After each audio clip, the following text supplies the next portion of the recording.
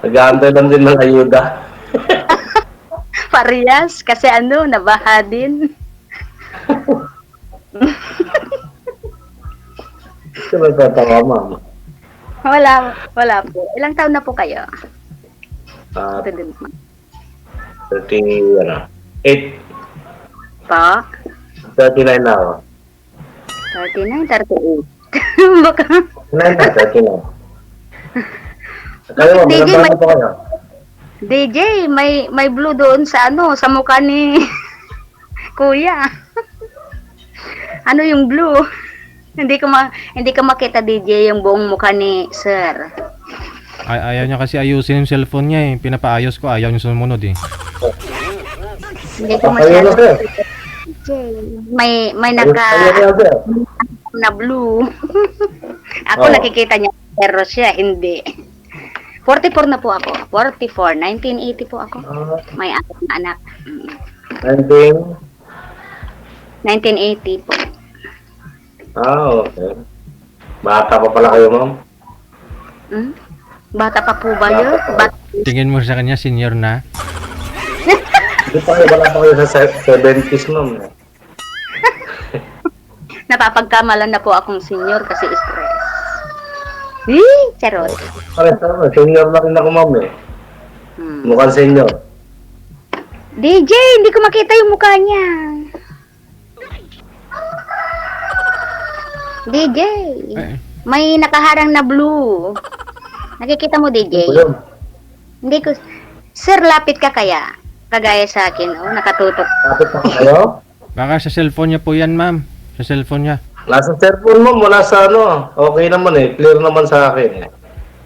Hala, yan. Yan, ang gwapo pala ni Sir. Ano pong trabaho? Ako, ma'am, mga ano lang. Pal po, pal. Palamunin din. Palamunin din.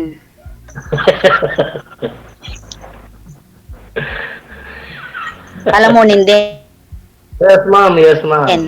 Pal po. Palamin. Nagtatawag yun. Yung barkada ko po, nagtatawag. Saan kayo ba na sa Pangasinan, ma'am? Hindi kita marinig. Wala na. Ito ma. Kuya, hindi kita marinig. Sa susunod nga ho kasi, bago ho kayo sumali dito, magpaalam muna kayo sa mga nanliligaw sa inyo. Para hindi tatawag. Kasi kung tatawag sila, bigla hong hihina ho yung busis ng kausap ninyo, hindi na kayo magarinigan. Hindi. Sinabi ko naman kasi na huwag tumawag. Ala, Pupunta po sana kami sa sa San Carlos kasi mayroon kaming barkada na nadisgrasya. Dadalawin sana namin po sa hospital. Hindi pala ready si ma'am makipag-usap. Unahin nyo na muna, ma'am. Baka... DJ, hindi marinig. i-cancel nyo po muna yung tawag, tatawagan ko po kayo ulit. Yan ang sinasabi ko. Pag nag-uusap kayo at may tumawag, wala na. Cancel nyo po muna yung tawag, sir. Magre-redial ho ako.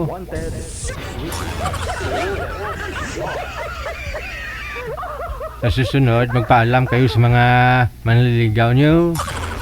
Kung magpaalam kayo sa asawa nyo, kamo, sweetheart. Sasali ako kay DJ Jill. Hindi naman kita papalitan, dagdagan lang ah. Para walang isturbo.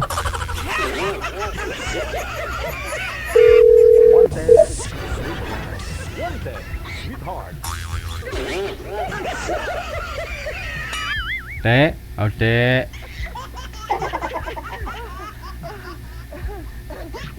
Ayaw niya na, ma'am.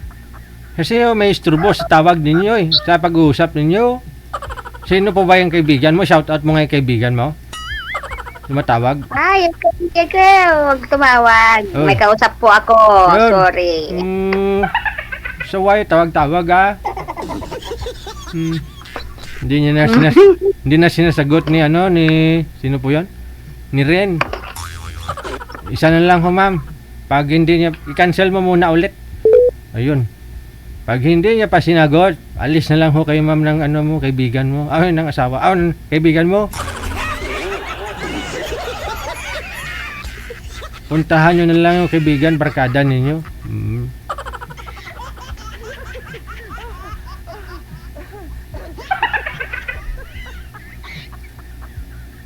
Oh.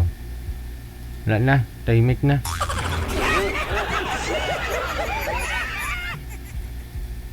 Ayun ma'am, hindi na ako sinasagot. Sige ho, tawagan mo na lang ho yung kaibigan mo. Kamo, alis na lang muna kayo, puntahan ninyo. Pasyalan nyo yung nadisgrasya mong kaibigan. Ha?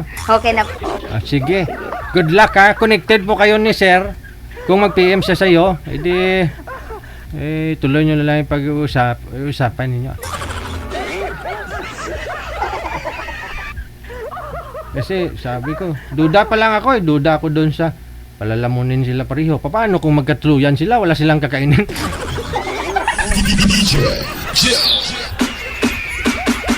Ang galing talaga ni manager, pinagtagpo talaga yung mga pal. So, sabi ng galo, walang trabaho, binaha, no? Palalamunin din si Boy. Hala, paano yan kung magkatuluyan silang dalawa?